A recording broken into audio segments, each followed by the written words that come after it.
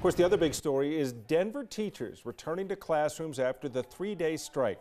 The marathon negotiations brought the strike to an end early this morning, and just a short time later, school was back in session at the state's largest district. We're also learning more about the work done by a federal mediator that ultimately helped to bring both sides together. 9 News reporter Nelson Garcia found out more about the behind-the-scenes work that helped forge that deal. Tom, at one point not too long ago, the tensions were so high during negotiations that it seemed like both sides would never come together.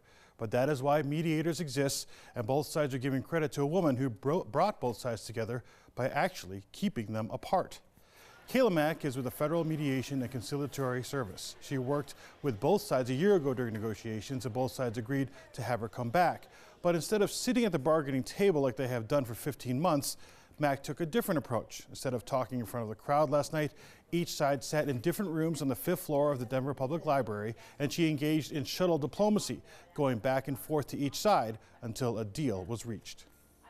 Thanks to our mediator, Kayla Mack. She did a wonderful job of continuing to push us, both sides, on what was important to one another. We spent a lot of time overnight working through our mediator, really trying to test out ideas, make sure we understood concepts, check on language.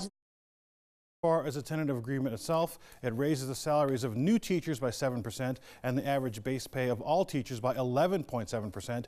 Incentives are in place for teachers working in the 30 most at-risk schools while creating a simplified pay structure that is easy to understand. The deal does include an additional $23 million for teacher pay put in by the district, which will come largely from cutting 150 jobs at the administration office. The teachers union still has to ratify the agreement, but there's no word yet on when the teachers will vote. Tom, one side note on the mediator, Kayla Mack, she is the mother of 2 sets of twins. I wonder if that helps her in her mediation skills. I would think that would put her at the expert level as far as mediation, and obviously her work was appreciated by both sides. Yes. Thanks, Nelson. You're welcome.